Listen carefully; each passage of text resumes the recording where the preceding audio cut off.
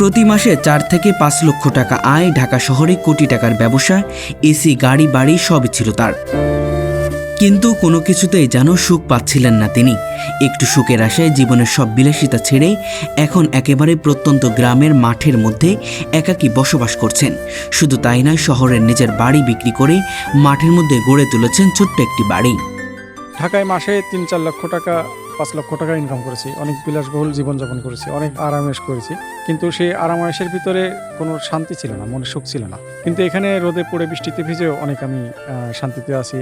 অর্থ সম্পদের কোনো অভাব ছিল না, অভাব ছিল শুধু মনের শান্তি। কোটি টাকার ব্যবসা, বাড়ি, গাড়ি কিংবা বিপুল অর্থ কোনোটিই যেন প্রশান্তি দিতে পারেনি। প্রকৃতির খুব কাছাকাছি এসে সেই শান্তি যেন খুঁজে পেয়েছেন তিনি। একসময় টাকা পয়সা ছিল কিন্তু সুখ শান্তি ছিল না, আর এখন টাকা পয়সা অত নাই কিন্তু সুখ শান্তি আছে। আমি এখন মনে দিচ্ছি যথেষ্ট স্যাটিসফাইড। চারপাশে সবুজ গাছপালা, খোলা আকাশ, পাখির ডাক আর মাটির গন্ধে ঘেরা এই পরিবেশটাই এখন তার কাছে সবচেয়ে বড় পাওয়া। বৃষ্টিতে ভিজে সবুজ ঘাসের উপর খালি পায়ে হাঁটা, ভোরের নির্মল বাতাসে দাঁড়িয়ে থাকা কিংবা নিজের হাতে লাগানো গাছের পরিচর্যা, এসব ছোট ছোট মুহূর্তই তিনি খুঁজে পেয়েছেন জীবনের আনন্দ। এখানে আমার শাকসবজি ফলমূলের পাশাপাশি মাছ, মাংস সব কিছুই আমার নিজের উৎপাদন করা। তো যার কারণে পুকুরটা আছে, এখানে মুরগি পালন করতেছি, তারপরে আবার হাঁস কিছুদিন পরেও তুলব। আমার নদীতে মাত্র পানি ওঠা শুরু হয়েছে। শহরের ব্যস্ততার যান্ত্রিকতার মধ্যে যে অনুভূতি কখনো পাননি, গ্রামের এই নিরিবিলি পরিবেশে যেন তাকে সেই স্বস্তি ফিরিয়ে দিয়েছে। যখন অধিকাংশ মানুষ ভালো আয় ও উন্নত জীবনের আশায় গ্রাম ছেড়ে শহরমুখী হচ্ছে, তখন ঠিক তার উল্টো পথে হেঁটেছেন ঝিনাইদহের আখতারুজ্জামান শাহীন।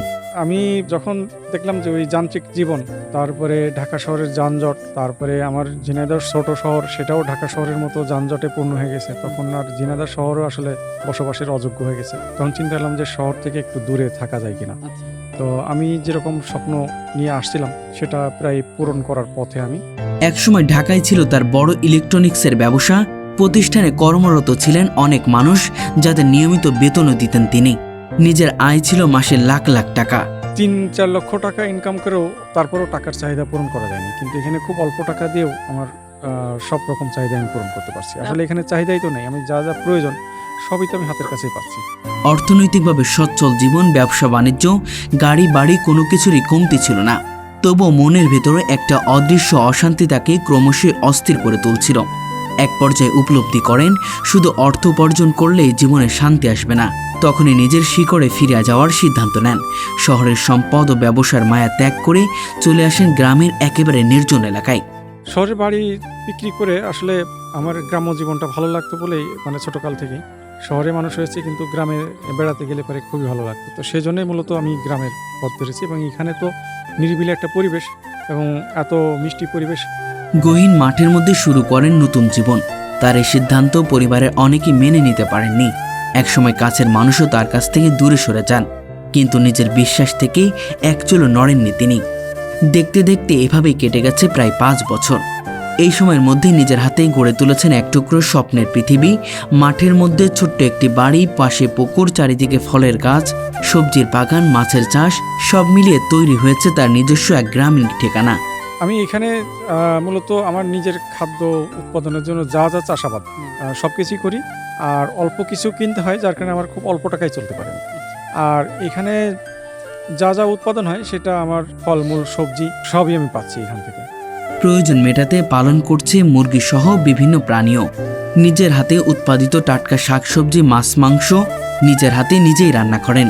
ফলে প্রতিদিনের খাবারের বড় একটি অংশ আসে নিজের জায়গা থেকেই। বাজারের উপর নির্ভরশীলতা নেই বললেই চলে। আমার এখানে দেখেন যে চারিদিকে সবুজ দিয়ে ঘেরা, আর আমি খাচ্ছি এখানে সব ফ্রেশ খাবার। তো ওইখানে থাকাতে আমার প্রতিদিনই নিত্য ঘটনা ছিল যে রোগবালাই, ঠান্ডা, কাশি, জ্বর, ডায়াবেটিস, নানা রকম সমস্যার ভিতরে আমি কাটাতাম। আর এখানে গত 5 বছরের ভিতরে আমি কোনো আসলে ওষুধই খাইনি।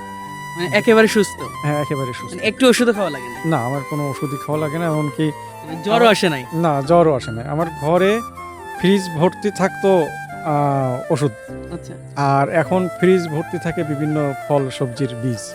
সকাল হলেই শুরু হয় কর্মব্যস্ততা, কখনো গাছের পরিচর্যা, কখনো জমিতে কাজ, আবার কখনো পুকুর দেখাশোনা। দিনের বড় একটা সময় প্রকৃতির সঙ্গে কাটে তার।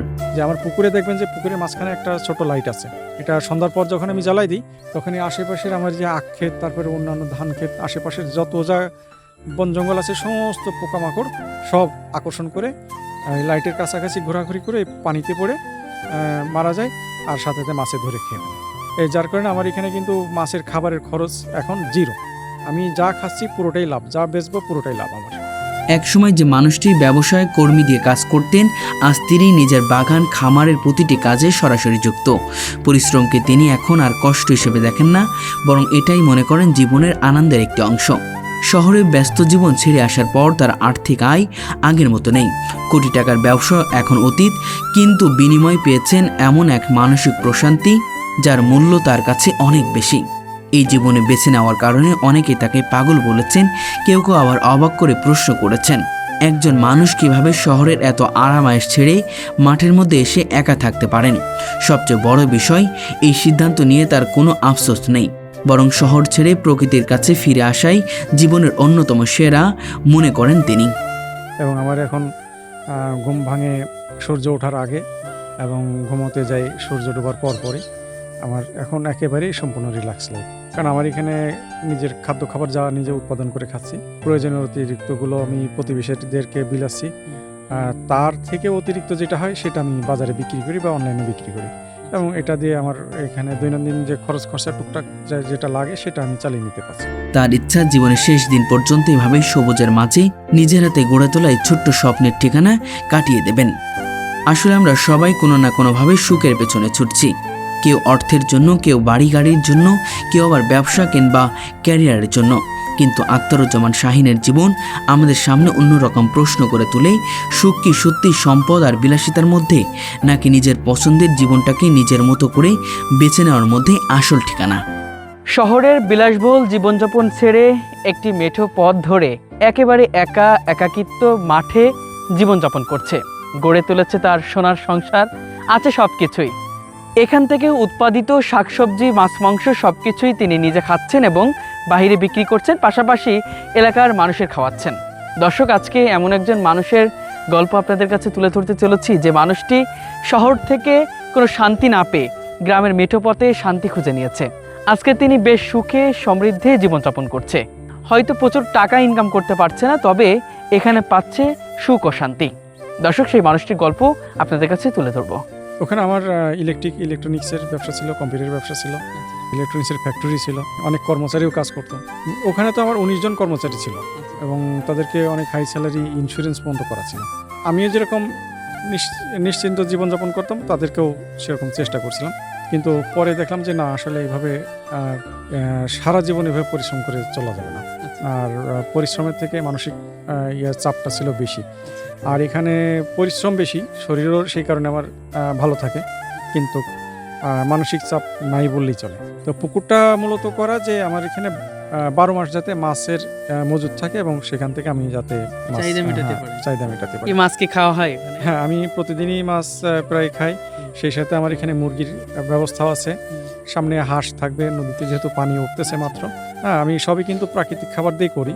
একদম গ্রাম্য এলাকায় বিদ্যুতের নিশ্চয়তা খুব কম পাওয়া যায়, কারণ শেষ লাইনের যে বিদ্যুৎগুলো আসলে ওখানে সরকার বা চেষ্টা করলেও পর্যাপ্তভাবে দিতে পারে না। আর তাছাড়া এখানে মাসে একটা বড় অঙ্কের খরচ আছে।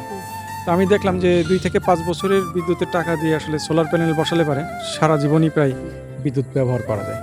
তো আমি দীর্ঘমেয়াদী পরিকল্পনা করে যেহেতু এখানে আসছি, তো আমার বিদ্যুতের পরিকল্পনাটাও দীর্ঘমেয়াদী। যে আমার এখানে কিন্তু এখন 1 টাকাও খরচ হয় না। আমি পুকুরে সেচ দিচ্ছি, আমার খেতে সেচ দিচ্ছি, নিজের প্রয়োজনীয় রান্নাবান্না থেকে শুরু করে সমস্ত বৈদ্যুতিক কাজগুলোই করতে পারছি। আজকে যদিও অতিরিক্ত মেঘলার দিন বলে আমি লাকড়ি চুলায় রান্না করলাম, কিন্তু বছরে প্রায় 300 দিনই আমার হচ্ছে সোলারের চুলায় আমি ফ্রিতে রান্না করি। আমার এখানে গ্যাস খরচ নাই কোনো। এখানে মূলত আগামী আরও কয়েক দশক বাড়িঘর হওয়ার সম্ভাবনা খুব কম। আমি অনেক দিন এখানে নিরিবিলি কাটাতে পারবো। কতদিন বাঁচি জানি না, কিন্তু অন্তত শেষ জীবনটা একটু রিল্যাক্সে থাকতে চাই, সেটাই মূল উদ্দেশ্য। প্রতিবেশীরা মোটামুটি ভালো, আমার খোঁজ খবর রাখে। যদিও তারা একটু দূরে বসবাস করে, তারপরেও আসে, দিনে দু একবার এসে খোঁজ খবর নিয়ে যায়। অনেকে আসে, শহর থেকে আসে, ঘুরে যায়, দেখতে আসে আমি কেমন জীবনযাপন করি, আসলেই একা থাকা সম্ভব কিনা অনেকে দেখতে আসে।